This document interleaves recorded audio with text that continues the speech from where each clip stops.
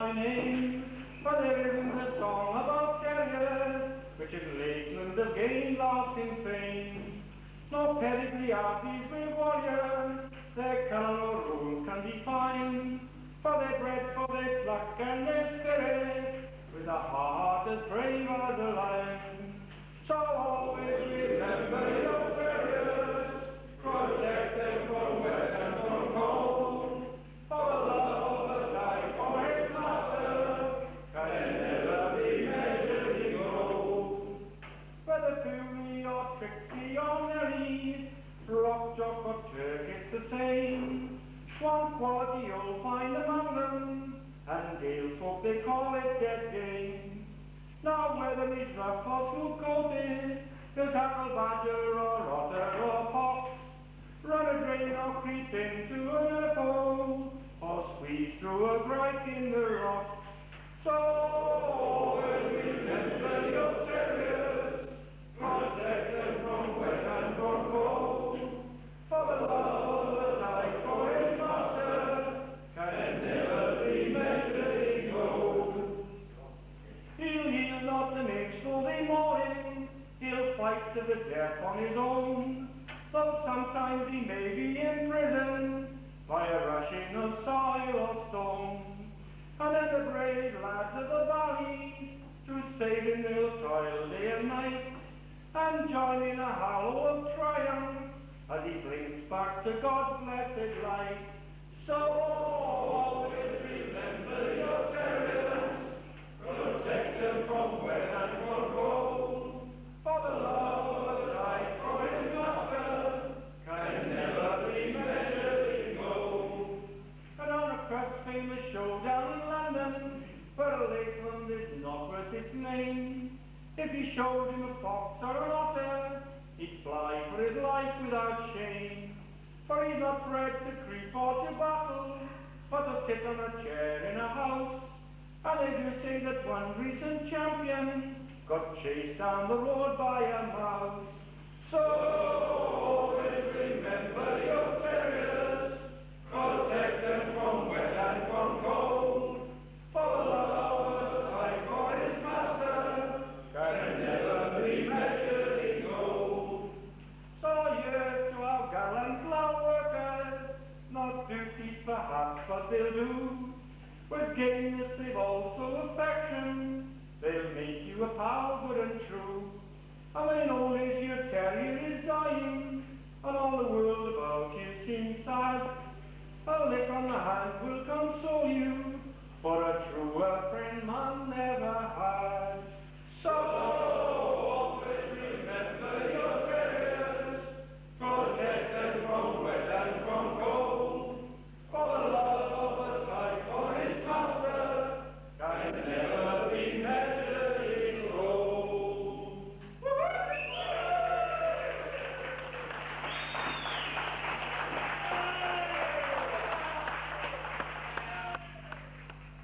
The F&MWTC Working Terrier Club was founded in 1966 by a group of men in a Cumberland pub called the Greyhound Inn at Piker. It had 12 founder members. It was the brainchild of Cyril Tyson following a long, unsuccessful rescue attempt of one of his trapped terriers. Four of the original members, West Cumbrians Cyril Tyson, John Cowan, Cyril Hodgson and Raymond Riddick, paid a nostalgic visit to the Greyhound and discussed how they helped form the club and their first meeting. John Cowan was elected as its first president. The club helps members on all matters relating to the working terrier. From these humble beginnings, the club has now more than 1,000 members throughout Britain. For rescues, it has access to earth-moving equipment, heat-seeking equipment, and a band of willing volunteers. It is respected as the authority in rescue techniques. It is the only club in the land to offer a national rescue service for trapped terriers. The first contact is the area representative, who coordinates and organizes the rescue with the help of willing volunteers. They work in their own time and ask for and expect no reward. The club holds meetings, social functions, and even has its own working terrier shows. There is an agreed code of conduct for the working of terriers. It's very important to note that the club does not condone in any way unofficial or illegal working or use of terriers. The club is unique thanks to its dedicated members. It was the first of its type in the world, now copied but never equalled. Early editions of their yearbook are collector's items and a mine of information, including reports of many of the rescues that have been made, many successful, some sadly not. The matter-of-fact style of writing does not convey the courage and tenacity of these men and their grinding hard work who turn out in all weathers and terrain to rescue trapped terriers. This video is about the men who founded this club, about the men who bred these wonderful dogs in the past and are still breeding them now. These wonderful, lovable, brave, tough little dogs that we all love so much. Of course, there are many, many types of terriers, each bred for a different type of terrain. But they're also bred for temperament, for stamina, for courage, for common sense, a good nose, and for the ability to follow a fox to ground. Some of the breeds we will discuss in this video. Probably the most well-known fox terrier is the Jack Russell, or to give it its more correct name, the Parson Jack Russell, named after the Reverend John Jack Russell, who was a charismatic hunting parson who preached at Swimbridge in North Devon. Now, I was about to talk about Jack Russells, but as you can see, the cold, seeping rain off the North Sea has defeated us, and we have retreated indoors, but we can still talk about Jack Russells. Russell had very strong views on the size and shape of terriers. He reckoned that a good working terrier should be the same size, weight and shape as a vixen fox, so that it could follow any fox to ground.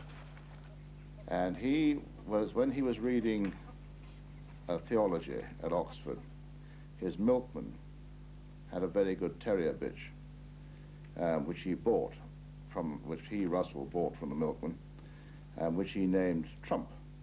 And Trump was the foundation of all the line of Parson Jack Russell terriers, his famous terriers. Was a famous huntsman and became a great friend of the then Prince of Wales, who was later Edward VII, who used to come and hunt with him on occasion. And I am told that a picture of Trump still hangs in the tack room at Sandringham. How long have you kept these Jack Russells? When we're saying that it's important to go back 4 and 5 and more generations, how long have you kept these? The terriers I first had when I was 14, they were all Russell crosses. And then in the early 70s I started breeding more of a type. And fortunately I did get hold of a couple of dogs that were bred by Jack Price. I know Jack's into borders now, but at that time, as far as I'm concerned, Jack had probably the best strain of working Russells that were about. They were good, honest, finding, digging dogs. You could dig all day to them. There was no hunting in I was brought up in Merthyr Tydfil, and there was no hunting there at all, but there was some boys used to come over from the Rhondda, and he used to go up into the beacons, and the guy who used to live next door to me, he used to go with them. So I started going with him, and that's why I went into terriers, really. But in those days, you couldn't buy a terrier for a lot of money. I mean, they were like picking up gold. And I was lucky enough to have a terrier which came from the Sennybridge hunt, which was the old Lucas strain of terriers, really. It was more of a white Telium than anything. A dog called Don, and I progressed from there, really, and I've still got the strain today. Well, this is the white bitch is that old strain, like, that I found always be brilliant little workers, and have always done the job for me. It's more on the pure older strain of Russells that's just got diluted down. There's lots of people got them now that's not working the dogs, and instead of looking for a dog like this dog that's 7-year-old, he's worked all his life, he's still working, they'll go to a show and see a dog win a show, and they'll use that dog. Right. And the working side of them, it's just getting diluted down all the time, and it's getting more and more difficult every year as time goes on. And this is what I'm saying, there's a lot of genuine lads, packed in people I've known all my life, and they're just packed in because they just can't work the dogs like they'd be able to work them. The late Barry Jones was president of the F&MWTC Working Terrier Club and chairman of the National Working Terrier Federation. He tells us how he found Mick, his best dog. Went up to see Alan Timmins, Rocky they called him, and the dog went in like, you know, like Alan was in and his wife, I forget what her name is now, and the dog come out like, he lifts the dog out of the back like, and ooh, was it like it off the shot, or did I like that dog like, you know. And he said, well, he's a dog like, he said, well, I've sold him like, you know, he said, I've been on the phone. Yeah. He said, he's bought him off me like, I said, has he paid any money? He says, no. I said, well, so yeah, he sold then. I said, I'll buy him off you like, you know, and he said, well, I'll go very well, like, you know. And Margaret, his wife was named. I said, Margaret, go. Get him out, like, you know. Get him out. So I thought, oh, this dog's mine, like, you know. Lucky for you. So I had to do another couple of quid on top, like, you know. It cost me about 12 quid, I think, like, at the time. And that was it, like, you know, I got the dog. But he was a cracking dog, he was. You know, he was brilliant for work, like, you know. And he's a dog you could... Good finder, good stayer. Good finder, stayer, like, you know. Come when cold, like, unless there was a fox or whatever just in front of him. Yeah. And he produced some good puppies. Border Terriers were bred originally in the Cheviot Hills on the English-Scottish border. They had to have sufficient length of leg to follow a horse over the hills. They share a common ancestry with the Dandy Dinmont and the Bedlington Terrier. The purpose of the Border Terrier was to bolt foxes, but it had to be the right size to gain access to peat drains and runners. They required to be tough and uncompromising, with a weather-resistant coat, to work in one of the most wild and rugged areas of Britain. The name Border Terrier is thought to have derived from the border hunt, and they have been an integral part of the border hunt for over 150 years. Nowadays, followers use the versatile quadricycle. There's a great history of family involvement in the breed of Border Terriers. Families like the Dodds, Robsons, Carruthers, Headleys and Dixons. Michael Headley succeeded his father as master and huntsman of the Border Hounds and kennels the hounds at his home. John Digger Dixon has kept Border Terriers and whipped in for 50 years. Levi Oakes has bred pure Border Terriers since 1974. The first Border bitch was a bitch called Misty, and that must be about 30 years ago now. And I went down Gloucester. I won't say the name of the farm because if people get writing to him, he hasn't got any. It's not that. I know he hasn't got any, but he was a real gent of a fella. And I was just reading in Farmers Weekly, and there was some pups advertised, 5-month-old. So I rung him up. He says, I'll be glad if you come down here and take some. He said, I'm sick of them, they're a pest. He says, I can't do with them. So I thought, well, I wasn't feeling too well, so I said to the lad, how are you fixed for a run? I says, it's a fair way, but Tetbury it was. So he says, aye, we'll go and have a look. And when we got there was 4 of them running around the farmyard, and he got some Salukis, and they were a picture. It was a sporting farm, it was all arable. And the dogs didn't belong to him, they belonged to his mother. And she'd had it served, brought it down there, left it, popped in the barn, never bothered. And the buggers were 5 months old. They'd wedded nearly all his cats. And of course he was telling me what they were doing, and I heard a lot of these tales, what they'd do and what they wouldn't do. But the best of it was, I wasn't feeling too well, but the lad was as fit as a flea. We couldn't catch him.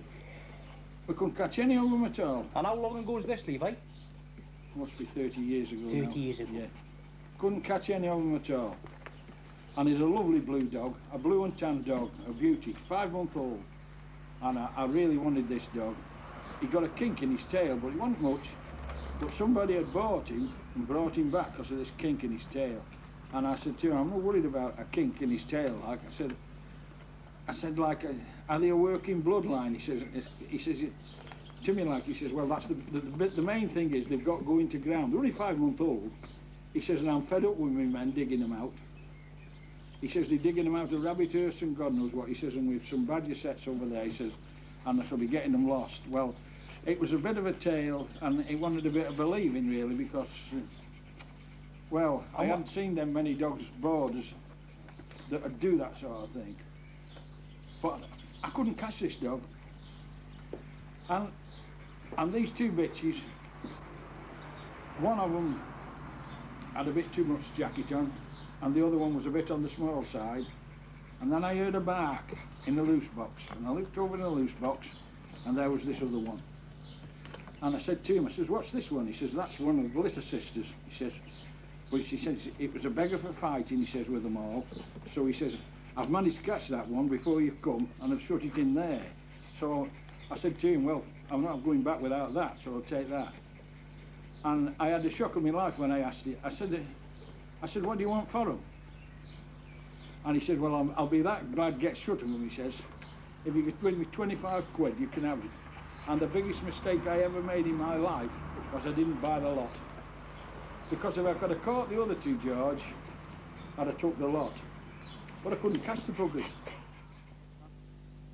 One Sunday afternoon at Dyke Nook Quarries near Hebden Bridge in Yorkshire, two border Lakeland Cross Terriers, Champ and Pip, went underground chasing foxes.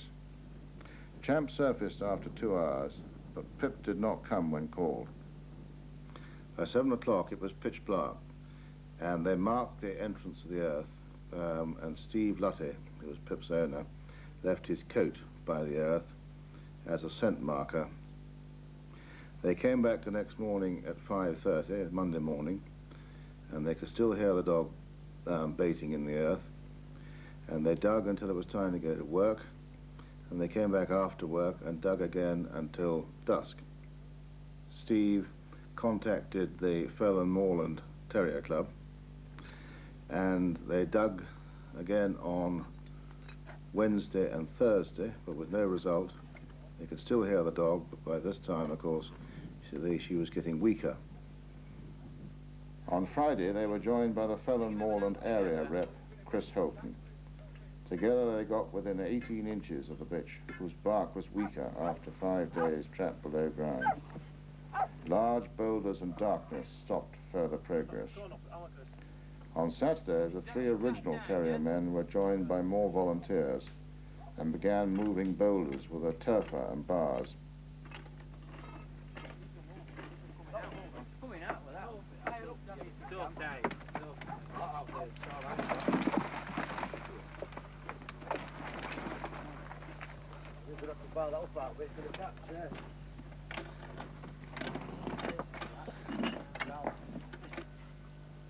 Let's just have another one here. Torching it, Bob.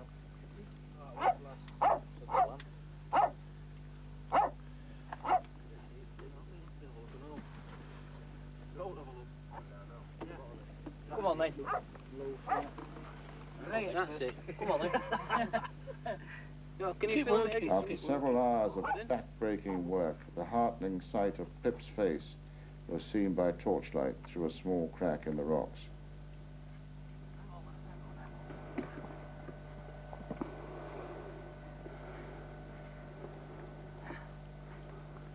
There's some open there, all right? Can you see, Tam? More stone was removed, and Pip, trapped for 6 days, was rescued from certain death.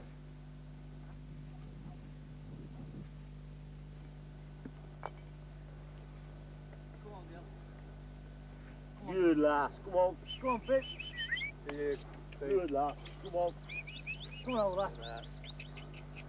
Good girl. Good girl. Good girl. Pip, yeah. Come on, Pip. Good girl. Moments after the men were leaving the rescue site, there was a large fall of rock behind them. Bloody hell. That was close.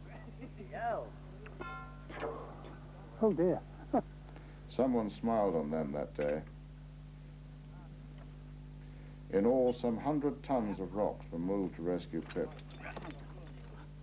Steve and all the men on the dig had nothing but praise for Rep Chris Houghton and the Fell and Moorland Club for the organisation of the rescue, and especially from Steve for the saving of his friend's life. Pip, she was given food and water and quickly recovered. The following day, she was back at work doing a bit of rabbiting. Another Pip, this time a red fell terrier bitch, became stuck on a narrow ledge 30 feet from the top of a cliff face in Snowdonia after chasing a hunted fox.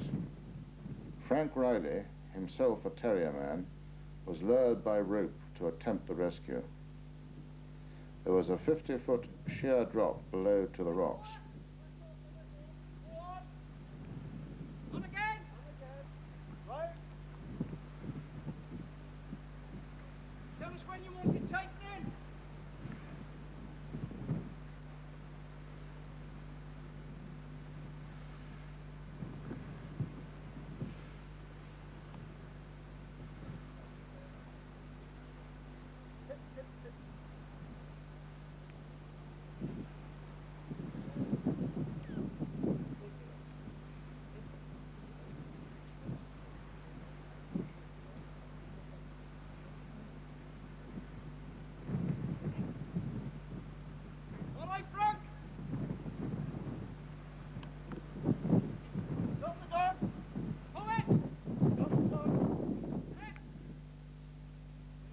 He's got the dog!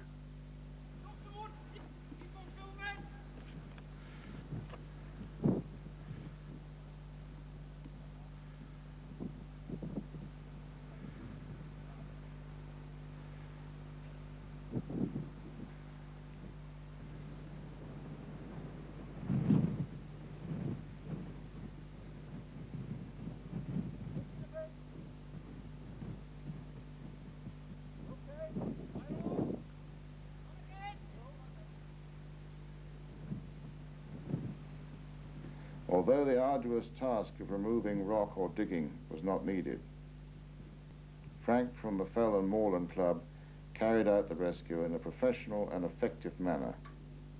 This unassuming man, as many of them are, was warmly congratulated by Pip's owner, Alan Owen, the master and huntsman of the Nant Coal Valley Foxhounds.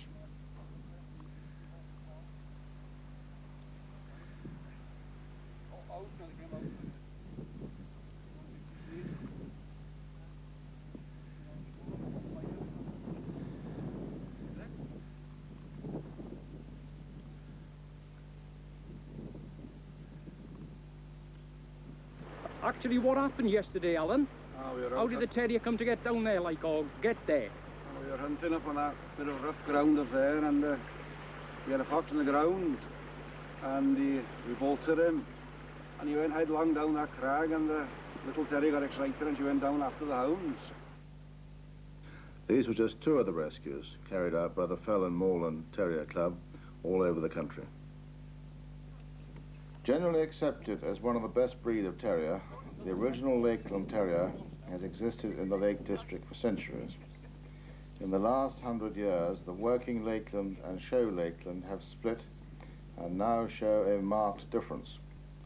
Fell, Patterdale and Black Terriers are all names given to descendants of the working Lakeland, but they are mostly all called Fell Terriers. To withstand the hard winters and the harsh terrain of the fells, they need sufficient length of leg to negotiate rocks and a harsh, dense, weather-resistant coat. The legendary Mr. Cyril Bray, a schoolmaster of Kirby Lonsdale, Westmoreland, was one of the most noted and respected breeders of working terriers in the last 100 years. He's on the right of this photo with Rusty, one of his finest terriers. Wally Wild is on the left with Kipper, Rusty's brother. Frank Buck from Leyburn, North Yorkshire, an associate of Mr. Bray, continued the line. The line from Mr. Bray's Rusty and Frank Buck's Tex still produce excellent dogs. When you first started with terriers, who was the terrier man or men who you looked up to? Or in other words, who were the best terrier men in them days? Well, definitely the two best terrier breeders that I've ever come across in my time was definitely Mr. Bray and probably Frank Buck second. John Parks has fell terriers that he originally bought from Frank Buck. Mr. Bray got one, they called it Bonnie, which he later gave to me. And Monty, the dog I wanted as a pup, Frank had got it, and he'd actually sold it as a pup. Anyway, he sold it, and I thought, bloody hell, I desperately wanted that dog. You know, when someone appeals to you, you want it. When you're a lad like you wanted it. You know? It took your eye. And anyway, once after the morning, phone rung, and Frank rings up. He says, I've got your dog back. I said, I've got Monty back. He says, woman that got it's died. So, I opened them all to do. I says, right, I'll be up. And I went straight up to Laban. Push back in again. No, motor car. And I set off in motor car and I went straight up there and Ivy were going shopping. And I'll never forget it, I had Ilman Supermink's car and had his master's voice. First one at first, not a valve radio, first, you know, one with. And it's playing up back window. And Ivy says, bah, it's a good tone, that wireless.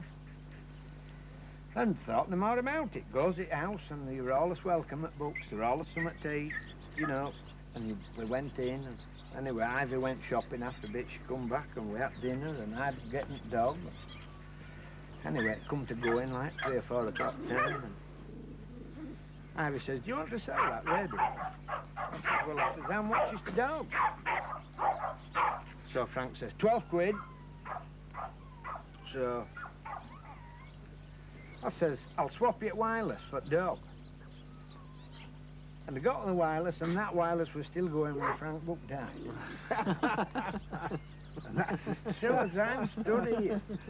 Yeah. Maurice Bell is a sheep farmer and master and huntsman of the Wensleydale. He kennels hounds on his farm in the beautiful but sometimes inhospitable terrain of the Wensleydale Hills.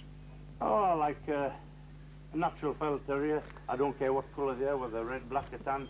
Fern. This old bitch here, that's my type of terrier. She's a hard jacket. She's not too big.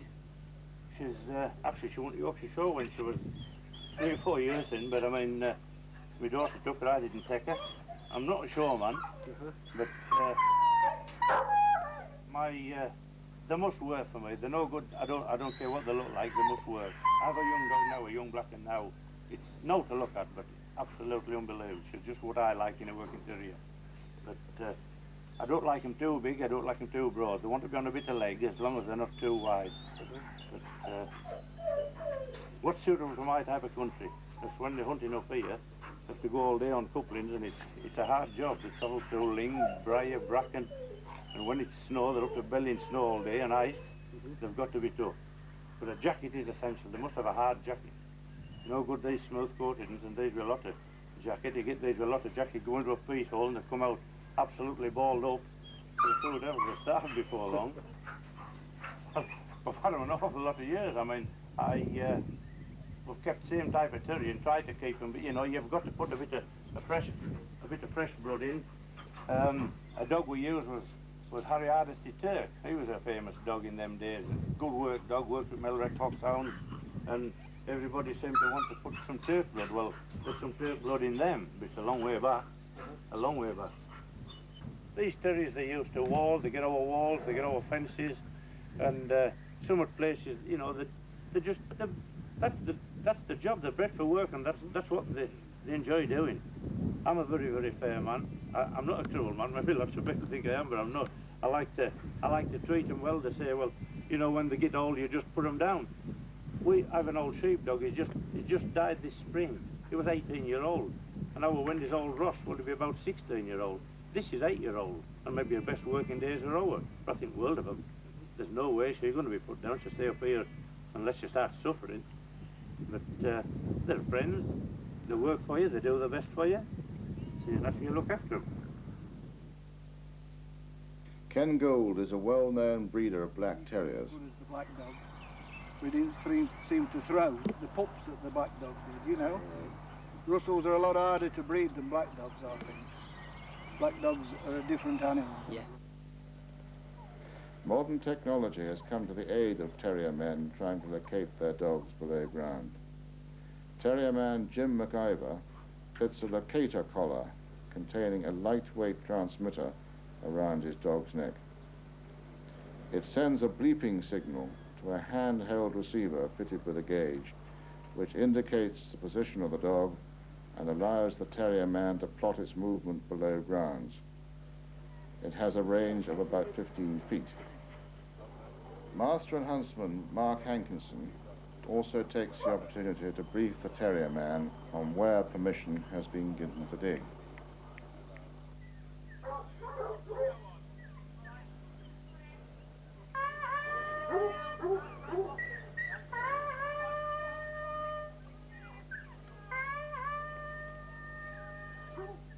A fox has gone to ground here, so all the exits from the earth are blocked.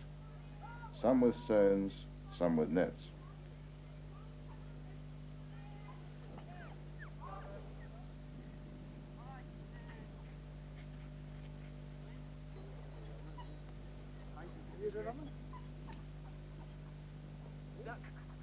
A black terrier is sent down to flush the fox out.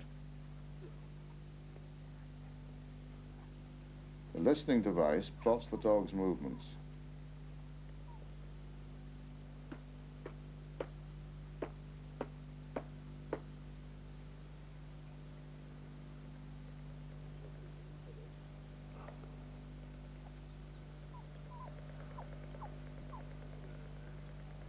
And the terrier men listen for the terrier to speak to the fox.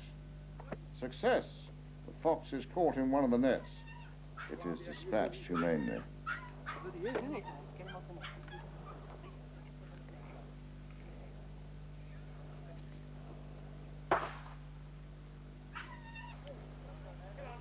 Not all digs go according to plan.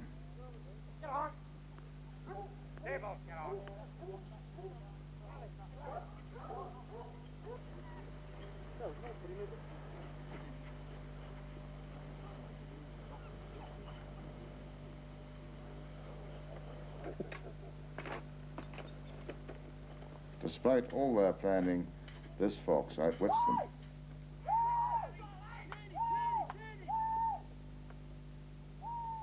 I like Bedlingtons because I'd seen a friend of mine's work in Stuart Staler's famous Bedlington Rambo.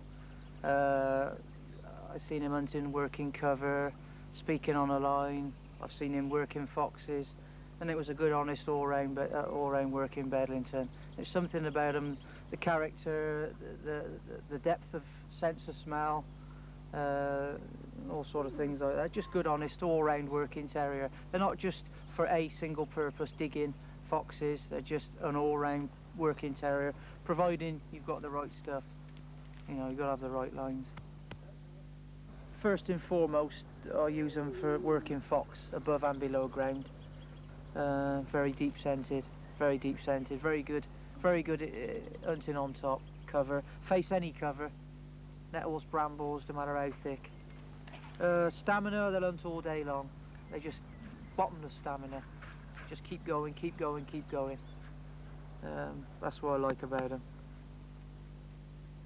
There are a few Kennel Club registered working Bedlingtons out there. Terrier is one man I know has got 3 or 4. Obviously Stuart Staley's dog Rambo, but a lot of them predominantly show type. They're just nothing. They're just a mere shadow of the former working Bedlington. They're not. The fire's gone. The instinct. I think the Bedlington must be one of the oldest breeds of working terrier in Britain. I mean, they're dating back to the early 1800s, 1820s. The original one, Piper, bred by Joseph Ainsley, way back. I think that was the start of the original line. From what I've read and what I've been told, I think Piper was about 15 inches at the shoulder and about 14 pound in weight. Very linty coated, but very, very game. If you're wanting to work a terrier as a fox, it's sensible to have a terrier that conforms as much to a fox's conformation as possible. There are none beats to Bedlington. I mean, I've never had any that's been badly injured with a fox. They don't hold their own with a fox, most of them. Not even like that. I like the character, the temperament. No, there's no safer terrier with children than the Bedlington. No safer terrier. All my kids grow up with art terriers, very art terriers. And I wouldn't expect they would ever harm them. Then they must have been the world's best. I've never had a Bedlington that bit the child. I've never heard of one that did. And not only that, they're easy whelpers. I've never had one that needed any assistance. In all the lists I've read in 52 years, I've never had one that needed assistance. We had this meeting, and there was one bloke there, and he was complaining about terriers being too big. His terriers got to, when they were in the earth, they got to dig their way in and shoot that. And he was wanting Bedlington 14-inch legs. Well, to me a Bedlington that size is a wheel. That's why they're so successful with Foxy, because you can get a bigger terrier up than any other terrier. My terriers worked with 9 different packs, all roundabout and that. Sealyhams were evolved by Captain Edwards of Sealyham in Pembrokeshire, who wanted a terrier that would face anything. Unfortunately, pure working Sealyhams are not that common today, and it is becoming more difficult to find the breeding lines to continue this type. Jimmy Thompson from Durham, a man renowned for earlier major rescues, still keeps a strain of working Sealyhams. Well, originally, my first dogs came from a Mr. Gunn from Catterick. It's pretty near Richmond, where the racing stables are. I saw an advert in the local paper.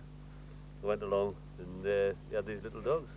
I took a fancy to them, and that's how I originally got them. As far as I can gather, from what I've been told from Mr. Gunn, his father and Cyril Bray were very good friends, digging friends, and they came originally through Cyril Bray, and Cyril Bray is reputed to have got them from Joyce and Lucas. That's where the Sealyham connection comes in, and when you look at them and you look at the terriers on the front of Joyce and Lucas's book, they are the same dogs, so I would imagine it would be about right. You've got an interesting fact regarding the Sealyham breed. If you look at this little bitch here, if you can get a close of her, she has a wall eye. Now every 2 or 3 generations, we took a puppy or 2 puppies in a litter with a wall eye, and that was reputed to come. How that came about was because Joyce and Lucas used the corgi in the creating of his strain, and corgis were noted to have wall eyes. Captain Jocelyn Lucas worked his terriers at Gersby Hall. Author of Hunt and Working Terriers, the Bible for working terrier men, he was known as the father of the Sealyham. I've had these dogs for 35 years now. The same strain, same terriers. I would say the best thing about them really is like where we work our dogs, you've got to have a dog that's got a nose, that's got a good nose, so that loads of large earths, sand earths, and tight places, yeah, where a big dog can't get, and where you get foxes and what have you digging on away from you, you know. So good nose, staying power, dogs that are willing to stay 4 and 5 hours if they've got there, and dogs that will just shift foxes quickly when you've got there as well. You know, especially on hunting days, you need a terrier that'll get another nip and make them move a bit. So they're the main things that you want in a terrier, especially a good nose, I would say. Well, Jimmy started taking us out further while I was like a kid, and then eventually like he took us out foxing, and then well, this was the original first dog that I've ever owned. The club holds many working terrier shows around the country, where old and new friends meet to talk about just about anything to do with dogs. The highlight of the show year is the club's Champion of Champions show at Shugborough. Only the very best examples of their breed are shown. It's a must for breeders and terrier men alike. Neil Dewhurst is one of the top judges. He has his own pack of hounds and was a terrier man to the Ludlow and Wheatland hunts. What did you think of the class of terriers today at the Champion of Champions with the terriers, Neil? It was fairly cut and dried, to be quite honest. The terriers were nice, all of them, but there was just 2 that stood out to me. Well, 4 that stood out to me. 2 black dogs there, which people tend to call Patterdales, which we all know are just the black Lakeland. They were Spanimal, good heads, everything about them was fine, but they were just reducing weight a bit to make them Spanimal. The dog I gave the championship to was well covered, and he had a good full body, and yet he was still easily spannable, which put him far better than the 2 blacks. The Russell, which Greg Mosley, of course, has bred and worked, lovely dog in its own right, but just didn't have the quality of head and coat as a Lakeland. I like that felt to it. But as I say, although I didn't know it and I didn't recognise the dog, I give the same dog a championship about 5 years ago. So I didn't actually recognise the dog. So there you go. Yeah, the quality is just held with the dog. Exactly. Yeah. George Hardy, the club's chairman and 40 years a terrier man, judging this class, knows the importance of the younger generation and has a friendly word with the proud owners.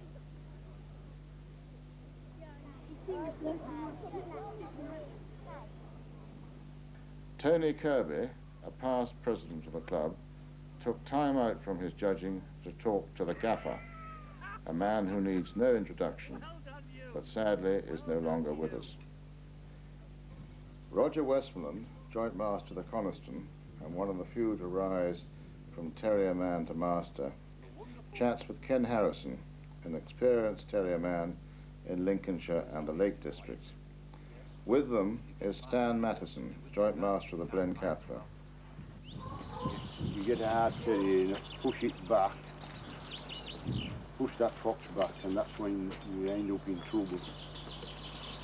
If you've, you know, I prefer a dog that will go in and bay for 20 minutes or so, come out, stand back, keep quiet, and he usually pops out. But you can't. Today somehow people haven't got the patience. No, just stop there. There's a lot of terrier men today telling the dog what to do, not letting the dog tell them what to do. If you could call it out of a bad spot and keep quiet, just as Roger says, mate will generally follow. I know John Dixon with Lounslow had one. Meg it was called, our black bitch, I remember it was. Maurice Bell got it given because it were in hens. Maurice gave it to Dido, or John Dixon, who was whipped at Lounslow then, and he could call it out, and he bolted many and many foxes. Many. But there's difference, you know, there's good borders, there's good Lakeland cross. I wouldn't knock any really, but that's really my favourite one. Yeah. That's right.